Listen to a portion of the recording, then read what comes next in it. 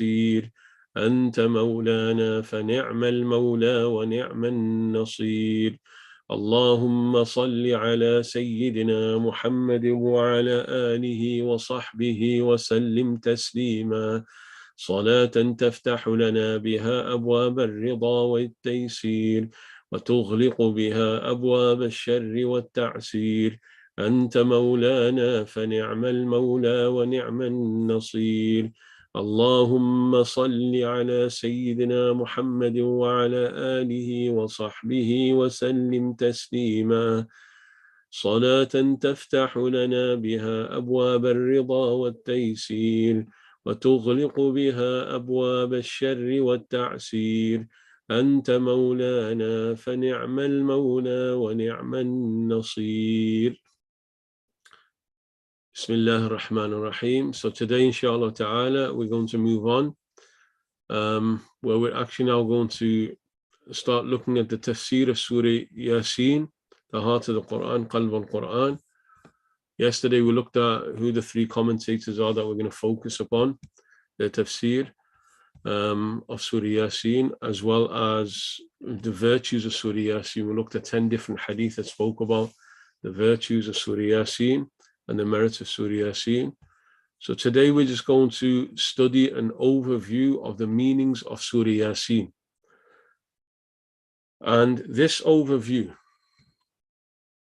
has been taken from the tafsir, one of the three tafsirs that we'll be using, of Sheikh Muhammad Ali al-Sabuni, in his Safwat al-Tafasir, which is the elect tafsirs.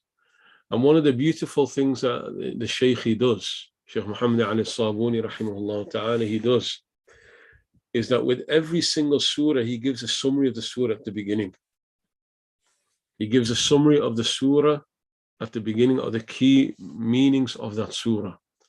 And I think Sheikh Burhan is using this, but a few years back, I published a book which was a summary of each juz of the Quran that was predominantly based upon the summaries of each surah that Sheikh Muhammad Ali al-Sabuni he wrote in his tafsir, Safwat al-Tafasir.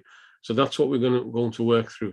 And the importance of doing this is that as hopefully tomorrow, as we start studying actually Surah Yasin itself, we're going to see the level of detail that comes in a normal study of tafsir.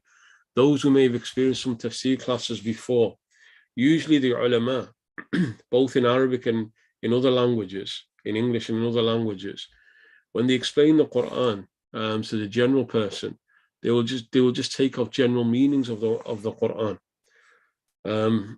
without necessarily going through an in-depth study of the Quran. So, for example, just before Ramadan, we did a tafsir of Surah Yasin in Bradford, at the Bradford Muslim College, and it was of that nature. It was just a summary of the essential core meanings. So in terms of teaching Quran to the general public, that's normally how it's taught. But here, what we're going to do is do a proper study of Surah Yasin, going through the three books of tafsir. And so in order to be able to engage with that at the detailed level of study, it requires that at least we have a general understanding of the surah in our minds before we engage in the study. So that's what this is about, the abstract or the summary of Surah Yasin.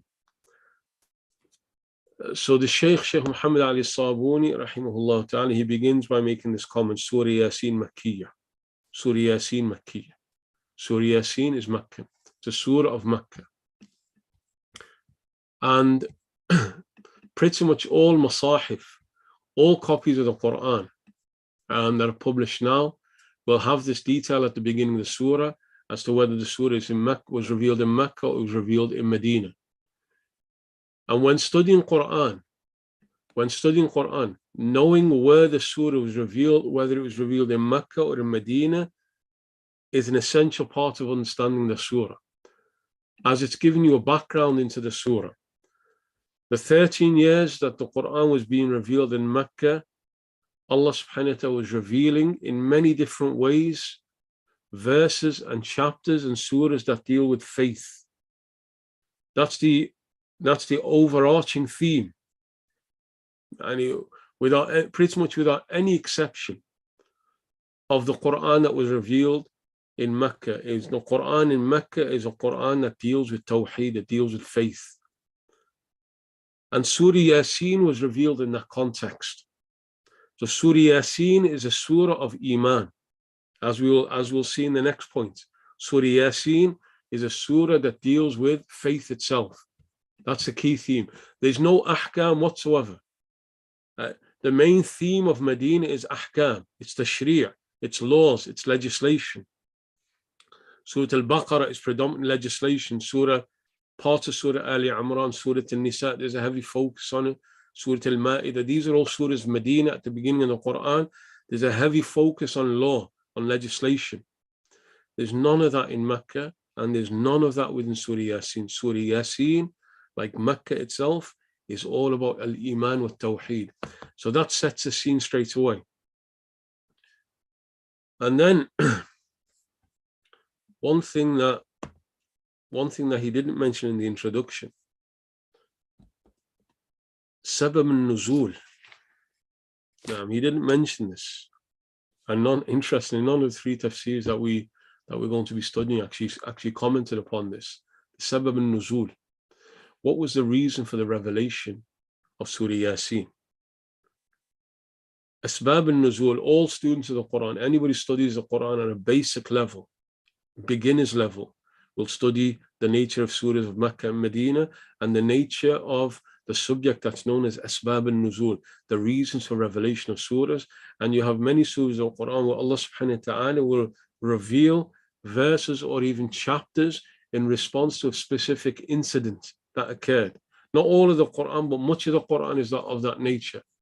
And there was one particular comment that was made by the kuffar, by the unbelievers of Mecca, which triggers the revelation of Surah Yasin, which was that they said, the unbelievers said to Nabi Muhammad sallallahu alayhi wa sallam, Lasta mursala.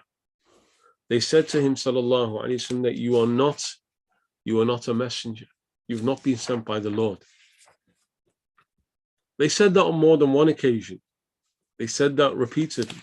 Lasta mursala, you are not a messenger. So Allah subhanahu wa ta'ala silenced them on one particular occasion by revealing the whole of Surah Yasin. Surah Yasin was revealed in direct response to the challenge and the lie that was put out by the unbelievers. Lasta mursala, you are not a messenger. The surah begins with a direct response. Yasin wal Quran al Hakim, innaka la min al mursalin. Yasin, by the wise or perfect Quran, truly you are from the messengers. Innaka la min al mursalin. Well, the first three verses and beyond is directly because of what they said. So that's what's going on in Mecca. The challenge in the prophets, Allah revealing verses of faith, the challenge in the Prophet sallallahu alaihi wasallam. So Allah reveals Surah Yasin in that environment and in that atmosphere and that context. The Sheikh Muhammad Ali Sabuni then continues in the introduction, the summary, by saying, وَقَدْ تَنَاوَلَتْ مواضيع أساسية ثلاثة وهي الإيمان بالبعث والنشور وقصة أهل القرية والأدلة والبراهين على وحدانية رب العالمين. It deals with three foundational subjects.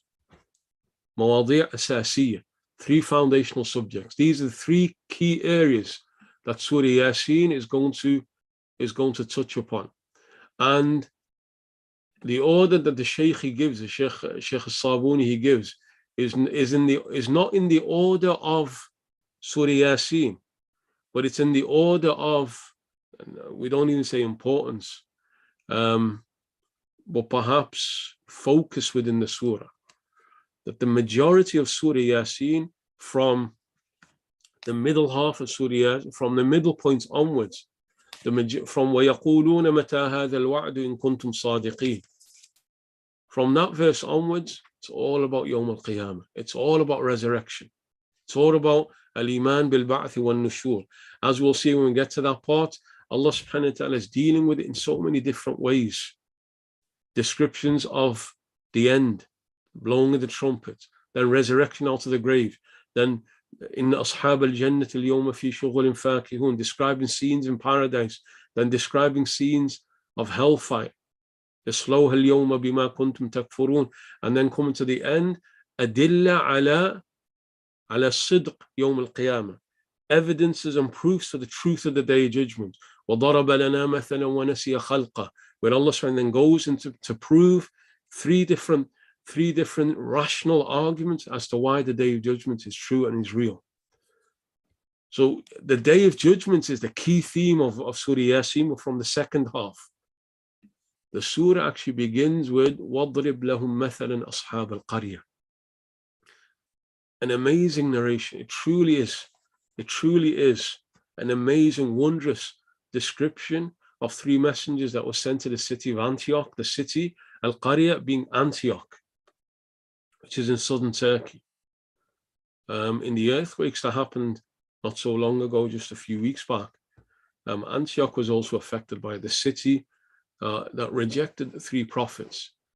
And Allah subhanahu wa ta'ala speaks about the rejection of the prophets and the rejection of the defender of the prophets, Habib al-Najjar, the saintly figure who defended the prophets and gave his life for the prophets, the three messengers that were sent, and how Allah destroyed them, destroyed Antioch. And in doing so, telling the unbelievers that that's what will happen to you. The unbelievers who deny the Messenger sallallahu alaihi wasallam. And then the middle, or just before the middle, we have وَآيَةٌ لَهُمُ الْأَرْضُ وَآيَةٌ لَهُمُ اللَّيْلُ وَآيَةٌ لَهُمْ أَنَّا حَمَلْنَا ذُرِّيَّةً وَآيَةٌ signs and proofs for the existence of Allah subhanahu wa ta'ala being one. Him existing and Him being one. So they are the three main themes, which is exactly what you study in Aqeedah. When you learn traditional Aqeedah of Ahl Sunnah, of the Orthodox Muslims, you learn belief in Allah subhanahu wa ta'ala. That's what ayatun lahum al-ard wa ayatun lahum al-layl wa ayatun lahum anna hamalna. That's just before the middle. Then you learn about belief in prophets. That's وَاضْرِبْ لَهُمْ مَثَلًا أَصْحَابَ الْقَرْيَةِ. Then you learn what's termed as sam'iyat, eschatology, or the day of judgment. That's from وَيَقُولُونَ مَتَى هَذَا الْوَعْدُ إِن كُنتُمْ صَادِقِينَ. Surah Yasin is a study of Iman and of Tawheed, focusing upon the three key points of belief. The Shaykh in the abstract, he then goes on by mentioning that Allah subhanahu in this blessed surah, Surah Al-Kareemah, Allah subhanahu wa ta'ala begins with an oath sworn by the Quran that the revelation is true. Where Allah subhanahu swears by Al-Quran Al-Hakim that the revelation is true and that the message of Muhammad sallallahu alayhi wasallam is also true.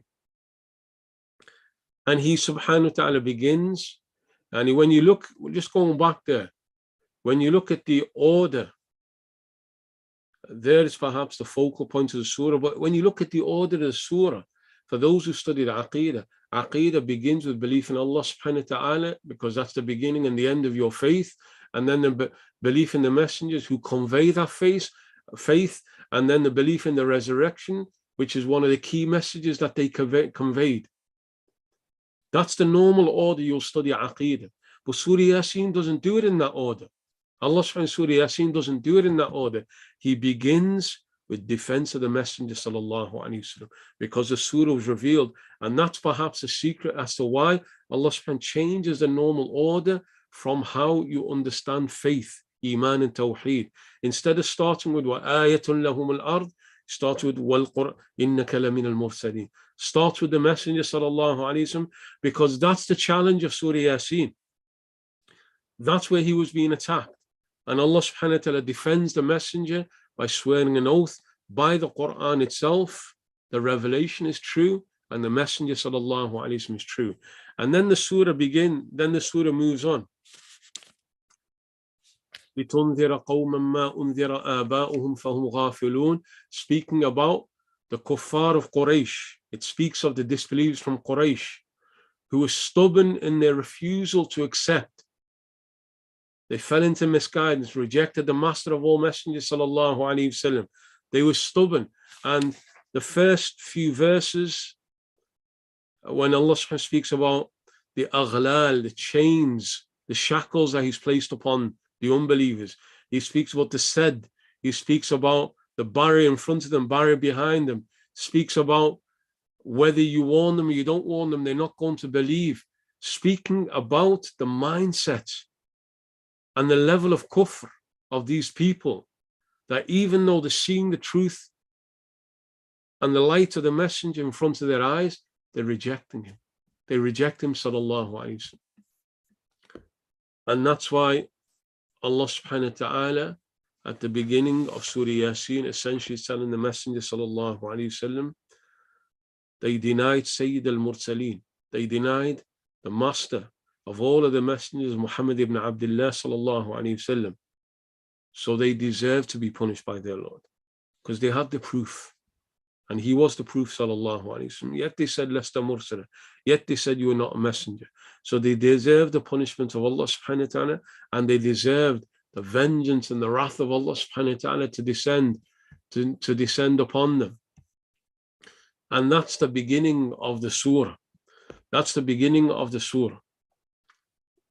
The state of the unbelievers in their rejection and in their kufr of the Prophet sallallahu alaihi wasallam in particular. Then the surah, continuing the overview of Surah Yasin. Then Allah subhanahu wa ta'ala brings an amazing story. وَاضْرِبْ لَهُمْ أَصْحَابَ الْقَرْيَةِ مَثَلًا أَصْحَابَ the method. It's a proverbial story. It's a proverbial story, even though it's a real story, but just the true wonders that you find within the story. The message of the messengers and the denial and the defense of the messengers and the destruction that Allah subhanahu wa ta'ala unleashes upon them through the angel. It truly is a wondrous, amazing story that Allah subhanahu wa ta'ala brings.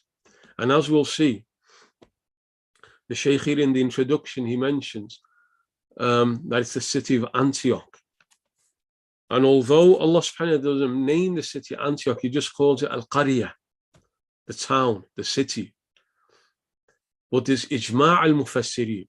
From Ibn Abbas radiallahu anhuma onwards, there's a unanimous agreement that it's the city of Antioch, the ancient Roman city that's located, as we mentioned, in southern Turkey, where Allah subhanahu wa ta'ala sent 3 messengers. They were denied by their people. And in doing so, Allah subhanahu wa ta'ala is speaking to the unbelievers by saying to the Prophet, وَاضْرِبْ لَهُمْ مَثَلًا. Tell them about this proverbial story, this wondrous story of the people of Antioch and how they were destroyed, thereby letting them know that you're saying he sallallahu alaihi wasallam is not a messenger. They said that about him. They said that about the 3 messengers. The people of Antioch said the same about the 3 messengers, and look at what we did to them. So Allah subhanahu wa ta'ala is sending an open warning to the people of Mecca. Although interestingly, they never knew of the people of Antioch. They were people, they were locked in the island, the desert island of Arabia. They had no knowledge of Antioch. They had no knowledge of Noah and Ibrahim and Musa. They had no knowledge of these ancient stories of prophets who were rejected. So this was a method for them. It was something new that Allah subhanahu wa ta'ala sent to them. But Allah subhanahu wa ta'ala tells the messenger, tell them, this is what happened to these people when they denied the 3 messengers, and the same thing will happen to you when you deny the final messenger, the greatest of all messengers. Sheikh Muhammad Ali Sabuni rahimahullah ta'ala, he mentions a key point when studying the Quran. He says, Allah subhanahu wa ta'ala brings this qissa, this story, على طريقة القرآن في استخدام القصص للعظة والاعتبار. This is the way of Allah subhanahu wa ta'ala in the Quran. He's not a storyteller subhanahu wa ta'ala. He's not qassas, but نقص عليك أحسن القصص. We will tell you the best of all stories. He says that at the beginning of Surah Yusuf. We will tell you We will relate to you the best of all stories.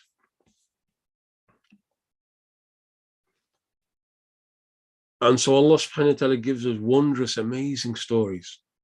But the greatest, perhaps, and we can't say it's absolutely, but the most amazing story, and one of the most amazing of all stories in the Quran, Surah Yusuf.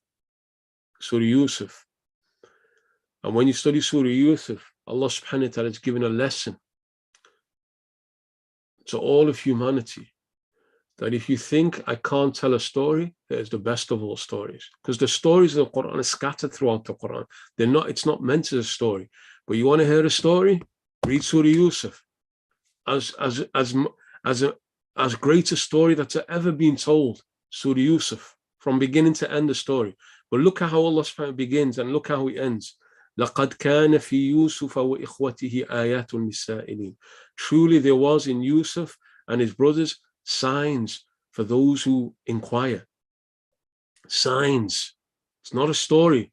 It's the lessons, the signs to be drawn out of the story. And at the end of Surah Yusuf, the very last verse, لَقَدْ كَانَ فِي قَصَصِهِمْ عِبْرَةٌ لِأُولِي الْأَلْبَابِ. Truly in their stories, because within the story of Yusuf, there are multiple stories.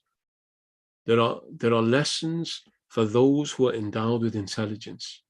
مَا كَانَ حَدِيثًا يُفْتَرَى. Allah subhanahu wa ta'ala says about all of the stories of the Quran, these are not words that are made up. وَلَكِنْ تَصْدِيقَ الَّذِي بَيْنَ يَدَيْهِ. But it comes as a confirmation of what came before you. وَلَكِنْ تَصْدِيقَ الَّذِي بَيْنَ يَدَيْهِ. وَتَفْصِيلَ الْكِتَابِ لَا رَيْبَ فِيهِ.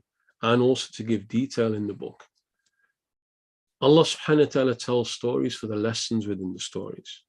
That's the style of the narration of the Quran. Never does Allah tell a story as a story. Even the greatest of all stories like Yusuf, there's lessons after lessons after lessons that are shining through. So Allah subhanahu wa ta'ala utilizes al-qasas lil-'idhati wal-i'tibar, to admonish and to reflect. And that's what he does with an amazing story, truly amazing story that comes of the messengers and of the great saintly man, the Siddiq, the wali of Allah subhanahu wa ta'ala, Habib al-Najjar.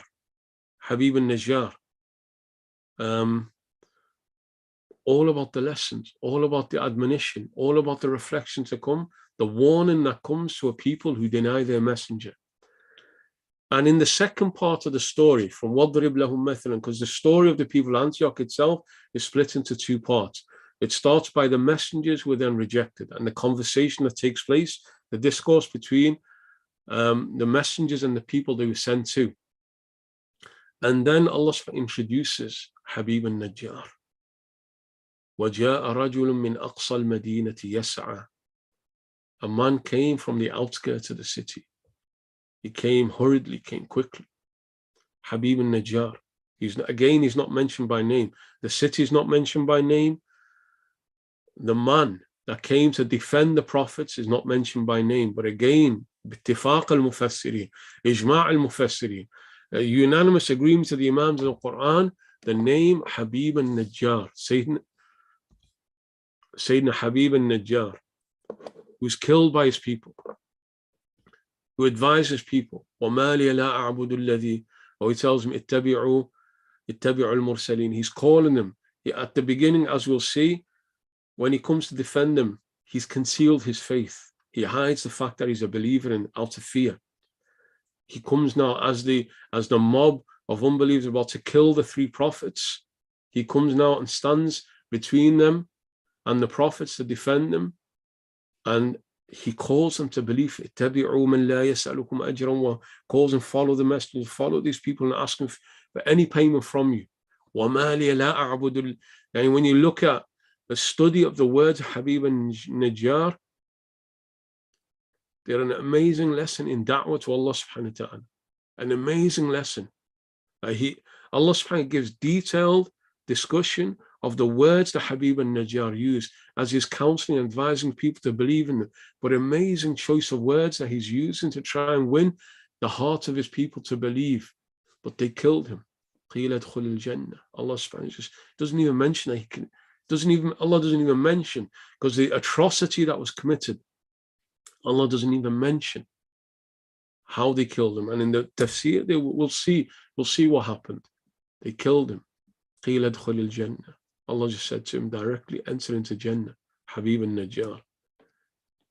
So that's the second part. And by that, Allah is telling the Prophet and those around him, that's how the people of Allah were treated. Because here the Prophets weren't killed, but Habib al-Najjar was killed. The defender of the Prophet was killed. And then Allah ends that brief passage about the Prophets, highlighting وَلَمْ يُمْهِلْ الْمُجْرِمِينَ بَلْ أَخَذَهُمْ بِصَيْحَةٍ. Normally, Allah subhanahu wa ta'ala, when He destroys unbelievers, He gives them time. He gives them time. He gives them respite. As the Prophet sallallahu alaihi wasallam, he said, إِنَّ اللَّهَ لَيُمْهِلُ الظَّالِمِ. إِنَّ اللَّهَ لَيُمْهِلُ الظَّالِمِ. The Prophet sallallahu alaihi wasallam said, truly Allah subhanahu wa ta'ala will give respite, will give time to the wrongdoer, to the unbelievers. He'll give them time. حَتَّى إِذَا أَخَذَهُ لَمْ يُفْلِتْهُ. But when He seizes them, when He destroys them, He does not let go of them. He destroys them completely. And then the Prophet recited the verse, the end of Surah Hud, وَكَذَلِكَ أَخْذُ رَبِّكَ إِذَا أَخَذَ الْقُرَى وَهِيَ ظَالِمَةٌ. And that's how your Lord seizes a town, when He seizes them in the midst of their wrongdoing. إِنَّ أَخْذَهُ أَلِيمٌ شَدِيدٌ. Truly His seizing is painful and powerful. So normally, Allah subhanahu wa ta'ala gives the unbelievers time, but not the people of Antioch. Allah subhanahu wa ta'ala, the moment that they laid their fingers upon Habib al-Najjar and they killed him, Allah subhanahu wa ta'ala sent Jibreel alayhi salam down and destroyed them all completely. Destroyed them all. And that's why here the Shaykh in his introduction, he says, وَلَمْ يُمْهِلِ الْمُجْرِمِينَ. He did not give them respite. Although that's the normal pattern of Allah subhanahu wa ta'ala, He did not give these criminals any respite. He destroyed them instantly with a mighty blast. And the blast being the sound of the angel. Jibreel alayhi salam was unleashed upon them. He unleashed a scream, a sound. That's the blast. The sound of Jibreel alayhi salam, that فَإِذَا هُمْ خَامِدُونَ, like a bonfire. Look at pictures of Hiroshima and Nagasaki. That's the effect of the human bombs, the human blast. The sound of Jibreel alayhi salam completely demolished it. Then Allah subhanahu wa ta'ala in the surah, He then goes on to speak about the second major theme of the surah, وَآيَةٌ لَهُمُ الْأَرْضُ وَآيَةٌ لَهُمُ اللَّيْلُ وَآيَةٌ لَهُمْ أَنَّا حَمَلْنَا ذُرِّيَّتَهُمْ.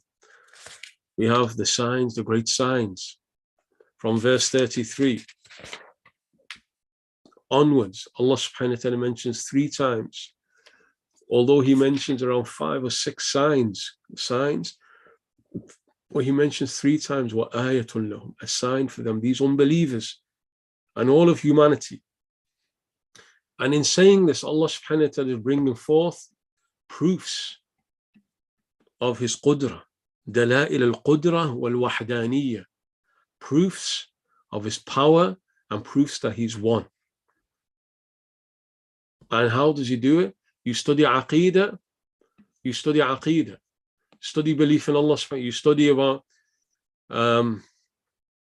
الوجود والقدم والبقاء ومخالفة الحوادث والقيام بالنفس والوحدانية. You study all of these.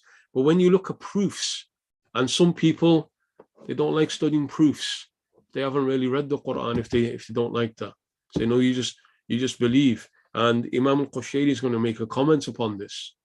He's going to, Harsh ibn Ajib and Imam al-Qushayri, when he comes onto this point, those who claim that your belief is just a pure belief without understanding evidence and proofs, you haven't read the Quran.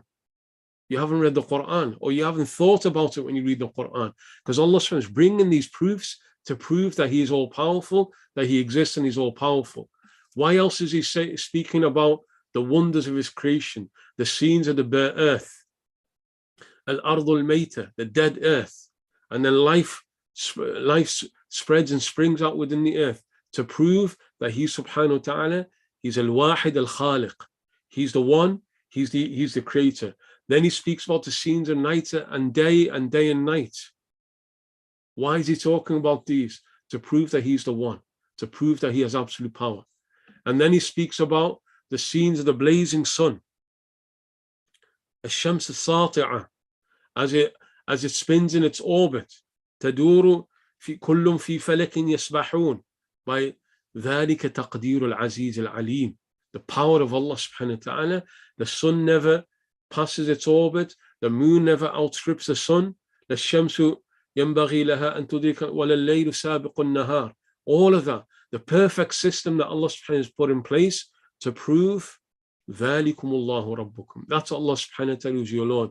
Speaks about the scenes of the moon as it moves through its phases. Then it goes back to the beginning, the origins of humanity. Allah subhanahu wa ta'ala reminding the human beings the scenes of وَآيَةٌ لَهُمْ أَنَّا حَمَلْنَا ذُرِّيَّتَهُمْ فِي الْفُلْكِ الْمَشْحُونِ. The original human beings, the first human beings carried in the ark, in the laden ark, signs of ذَلِكُمُ اللَّهُ رَبُّكُمْ. That is Allah subhanahu wa ta'ala, who is your Lord. Undoubtable that the Shaykh وَكُلُّهَا, Shaykh As-Sabuni says, وَكُلُّهَا دَلَائِلُ بَاهِرَةٌ عَلَى قُدْرَةِ اللَّهِ جَلَّ وَعَلَى.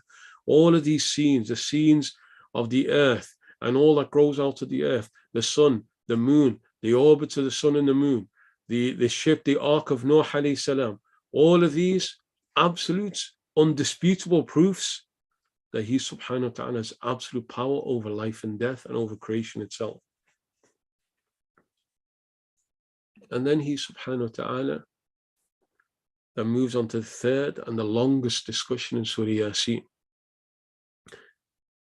After all of this, after speaking about how he subhanahu wa ta'ala destroyed the people of Antioch, and then speaking about the signs of Allah subhanahu wa ta'ala within his creation, what do the unbelievers say? They mockingly say, ridiculing the Prophet sallallahu alaihi wasallam. They say, متى هذا الوعد إن كنتم صادقين. Mockingly ridicule the Prophet sallallahu alaihi wasallam. You keep on threatening us with the day of judgment that's going to come. When will it happen? إن كنتم صادقين. O believers, O messenger, O believers, if you're speaking the truth, when is this day of judgment going to happen? Allah subhanahu wa ta'ala then takes them through that. He takes them through descriptions of the day of judgment, the resurrection, ahwaliha, the terrors and the horrors of the day of judgment, the blowing of the trumpet, resurrection out of the grave, as the human beings are coming out of the grave. Man ba'athana min marqadina, who woke us from our sleep. The moments of the day of judgment relative to the grave, relative to the blast of the trumpet that brings people out of the graves. Forget about hellfire yet, that hasn't even come yet. That moment of coming out of the grave has rendered all of that moments inside the grave as just lying down in your bed. And that's the kuffar coming out. Allah subhanahu wa ta'ala describing the scenes of the day of judgment.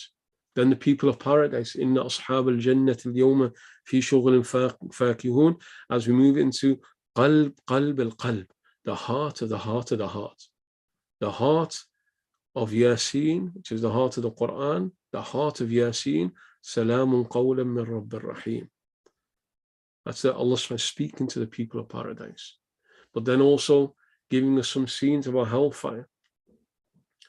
وَامْتَازُوا الْيَوْمَ أَيُّهَا الْمُجْرِمُونَ, the separation that takes place as the believers led into paradise, the criminals, أَيُّهَا الْمُجْرِمُونَ, criminals, the unbelievers, on that fearful day, terrifying day, they led towards hellfire. And as they're being reproached by the angels of the Lord, you agreed with your Lord, you had a contract with your Lord, that you believe him and you're not going to worship shaitan, and لا تعبد الشيطان. After إصلوها اليوم بما كنتم تكفرون, إصلوها اليوم, roast in hellfire, burn in hellfire, you were unbelievers. And then told about the limbs speaking at that point. The successful reside in gardens of pleasure, the wretched in the deepest levels of hellfire. And then the surah continues, or concludes, ends by speaking about the main theme of the surah. The main theme of Surah Yasin is the Day of Judgment. After having described scenes of the Day of Judgment, and then there's a brief pause where Allah subhanahu wa ta'ala returns back to the allegation and says, وَمَا عَلَّمْنَاهُ الشَّعْرَ وَمَا يَنبَغِي. We never taught him poetry. It's not right that we teach. It's not right for him. Returning back to the theme. He's not a messenger. Oh, your statement, he's not a messenger. Look at this Quran. This is not poetry. This is not poetry. So there's a brief pause. Then Allah subhanahu returns back and ends the surah with 3 rational arguments as to why the Day of Judgment is true, and puts it in the context of one of the mushrikeen, one of the unbelievers.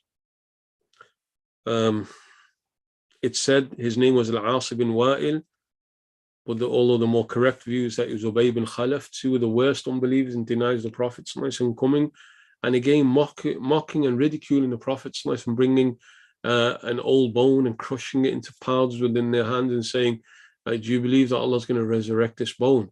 So Allah subhanahu wa ta'ala answers, وَضَرَبَ لَنَا مَثَلًا وَنَسِيَ خَلْقَهُ. He's giving us this parable. He's mentioned this parable. He's forgotten how he was created. قَالَ أَوَلَمْ يَرَ الْإِنسَانُ أَنَّا خَلَقْنَاهُ مِنْ نُطْفَةٍ. He's just a piece of sperm. And now look at him standing and challenging. He's forgotten his own creation. قَالَ مِنْ يُحْيِي الْعِظَامَ وَهِيَ رَمِيمٌ. He says, who will revive and bring back to life this bone once it's been crushed? Then Allah subhanahu gives 3 arguments, 3 clear rational proofs, beginning يُحْيِيهَا الَّذِي أَنْشَأَهَا أَوَّلَ مَرَّةٍ.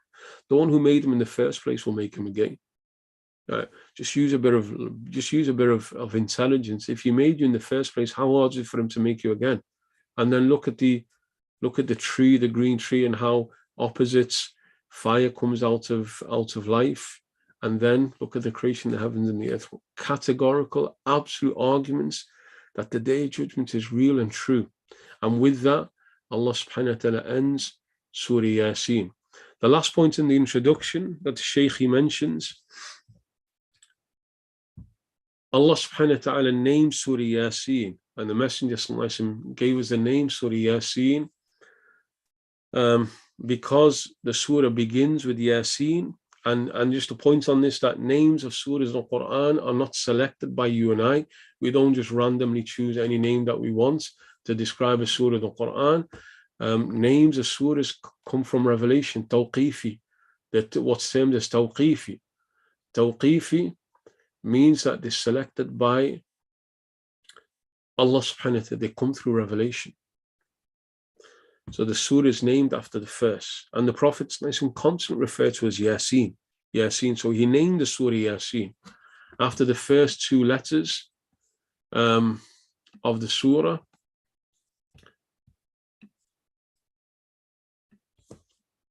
Because, as we'll see, although interestingly, we're not going to see that this much, it's these 2 letters that signal, a sign, and indicate to the unbelievers that these words are the words of God.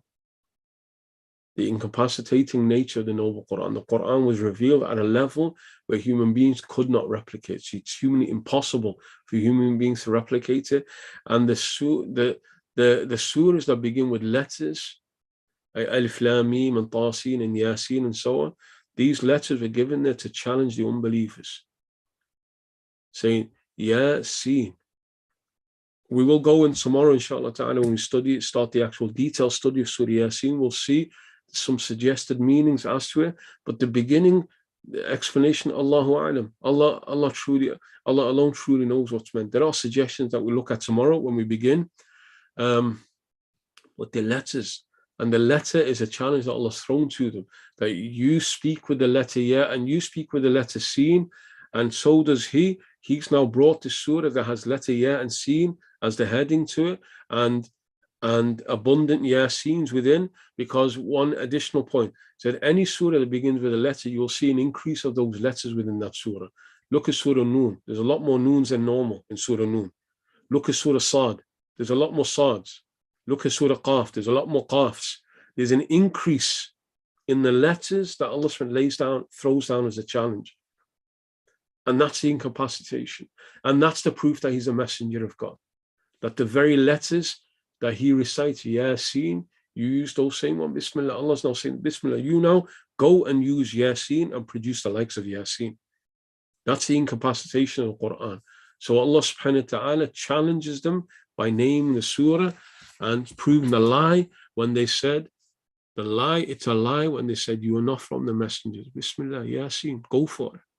You say he's not from the messenger, go for it now. There's Yasin, go for it. Look what he's produced. Look what he's brought to you, not produced. He never produced it. His Lord produced it. Look at what he's brought to you. Now you do the same with those two letters. Wallahu alam. That's an introduction to the surahs, to Surah Yasin, based upon the abstract from Shaykh Muhammad Ali Sabuni, rahimahullah ta'ala. Inshallah, we're going to stop there, and tomorrow we'll start with an actual detailed study of Surah Yasin, bi'ithnillahi ta'ala, walhamdulillahi rabbil alameen. Just quickly, any questions? The first question came, were the Jews aware of Antioch? Allah, I have no knowledge of that. I do not know the answer to that. Waqar, the answer to your question will come when we get to the passage itself. La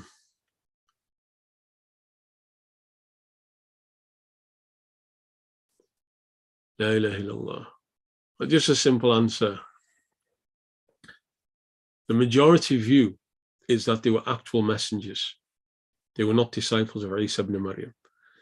But interestingly, Ibn Ajiba, and that's one of the three tafsirs that we're going to use, he's of the view that they were actual disciples that were sent by Isa ibn Maryam. So he's of that view, and he brings some stories about that, some narratives about that. So he's of that view, but the general view is that they were messengers sent by the Lord and not no. La ilaha illallah. Maryam, what's the time? Yeah, so yeah, Jazakallahu khairan. Thank you for the reminder. So from tomorrow, the class will be from 6:30. And inshallah ta'ala, as Maghrib gets later and later, we will push it further and further back. I think it's like every 10 days or so, we'll push it back by 15 minutes or so. But we'll announce that as we go along. But from tomorrow, it'll be 6:30, so that this class runs up to Maghrib. Awesome. Awesome, you jump in the gun. That comes at the end. But just, yeah, a summary of it. The first one, Allah subhanahu wa ta'ala says, the one who created you will recreate you. So what's the first proof? That it's possible for Allah subhanahu wa ta'ala to have a day of judgment because he created you in the first place. The second one, fire, that Allah subhanahu wa ta'ala creates fire out of tree that has water within it, water. That's the second, and we'll go through the base of that argument. And the third one, أوليس الذي خلق السماوات والأرض بقادر على أن يخلق مثلهم. Allah subhanahu says, look at the heavens, look at the universe, the 7 universes, and the earth that you live on. You think he can't create you again? If you can create the vastness of the universes around you, why can't he create you again? They're the 3 essential arguments that's used by Allah subhanahu wa ta'ala. Is it possible we can review the forward ahead of tomorrow, just to go to parts lesson we have missed? We've got a lot to go through. We want to try and finish Surah Yasin. Inshallah, we'll see how it goes, inshallah ta'ala. In 5 minutes, we'll try and summarize what we did today. Is it makruh? Or there's a fiqh question. Any other questions on Surah Yasin? No other questions? Is it makruh to read the Quran in your mind? Not allowed? No, far from it. In your mind, without moving your tongue, no, far from it. It's not the same as reading. It doesn't count as reading. It doesn't count as reading at all, but there's no harm in doing that at all. It's good. It's a good practice to do. Allahu a'lam. We'll stop there. Alhamdulillahi rabbil alamin.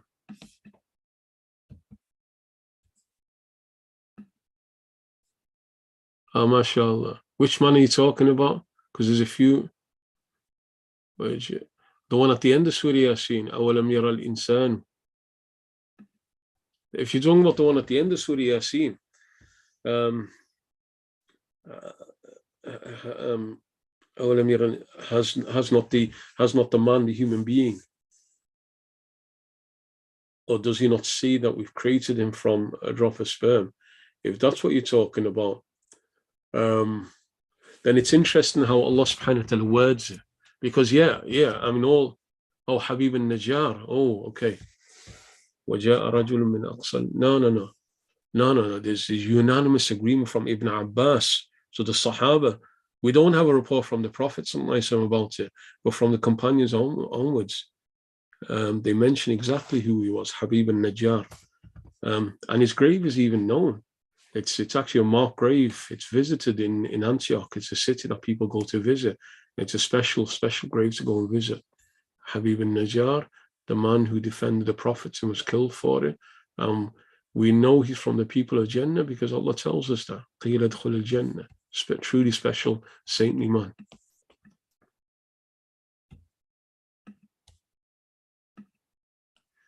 Yeah, the town of Antioch was completely destroyed. The town of Antioch was completely destroyed. إِنْ كَانَتْ إِلَّا صَيْحَةً وَاحِدَةً فَإِذَا هُمْ خَامِدُونَ. Allah said just one blast, and then they were like a bonfire, like the last remains of a completely destroyed. So those who lived there, Wallahu alam, it's unlikely that they're from the descendants of the people, because all the prophets were saved, but the unbelievers, they were completely destroyed. Wallahu alam. When should we recite Yasin and what intention recommend? We read the ahadith about this yesterday. The Prophet spoke about reading in the morning, and it takes care of all that person's needs. Reading at night time, forgiveness of sins. So the Prophet spoke about reading at morning and at night time. We also read the hadith about whoever reads in the morning, it will bring for him the goodness of that day until the evening, and whoever reads in the evening, it will bring some goodness during the night time. Surah Yasin, make intentions the heart, from the heart, make intention forgiveness of sins, make intention the reward goes to the deceased as well. Make many intentions when you read Surah Yasin. Wallahu a'lam. Any further questions before we finish, as we move into the time of breaking the fast? No further questions. Tamam, inshallah. We'll finish there. We'll finish at that point. Walhamdulillahi Rabbil Alameen. Allahumma arhamna bil Quran waj'alhu lana imaman wa nuran wa hudan wa rahmah. Allahumma dhakkirna minhu ma nussina وعلمنا منه ما جهلنا وارزقنا تلاوته آناء الليل وأطراف النهار واجعله لنا حجة يا رب العالمين آمين. جزا الله عنا سيدنا محمد صلى الله عليه وسلم ما هو أهله.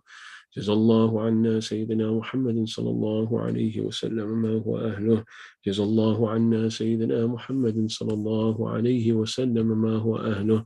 سبحان ربك رب العزة عما يصفون وسلام على المرسلين والحمد لله رب العالمين. أشهد أن لا إله إلا الله نستغفر الله نسألك الجنة ونعوذ بك من النار. أشهد أن لا إله إلا الله نستغفر الله نسألك الجنة ونعوذ بك من النار. أشهد أن لا إله إلا الله نستغفر الله نسألك الجنة ونعوذ بك من النار. اللهم إنك عفو تحب العفو فاعف عنا. اللهم إنك عفو تحب العفو فاعف عنا. اللهم إنك عفو تحب العفو فاعف عنا يا كريم. أشهد أن لا إله إلا الله. نستغفر الله. نسألك الجنة ونعوذ بك من النار. أشهد أن لا إله إلا الله. نستغفر الله. نسألك الجنة ونعوذ بك من النار. أشهد أن لا إله إلا الله. نستغفر الله. نسألك الجنة ونعوذ بك من النار. اللهم إنك عفو تحب العفو فاعف عنا. اللهم إنك عفو تحب العفو فاعف عنا. اللهم إنك عفو تحب العفو فاعف عنا يا كريم. أشهد أن لا إله إلا الله. نستغفر الله. نسألك الجنة ونعوذ بك من النار. أشهد أن لا إله إلا الله. نستغفر الله. نسألك الجنة ونعوذ بك من النار. أشهد أن لا إله إلا الله. نستغفر الله. نسألك الجنة ونعوذ بك من النار. اللهم إنك عفو تحب العفو فاعف عنا. اللهم إنك عفو تحب العفو فاعف عنا. اللهم إنك عفو تحب العفو فاعف عنا يا كريم. وإلى حضرة النبي الفاتحة. اللهم صل وسلم وبارك صاحب الفاتحة. العالمين.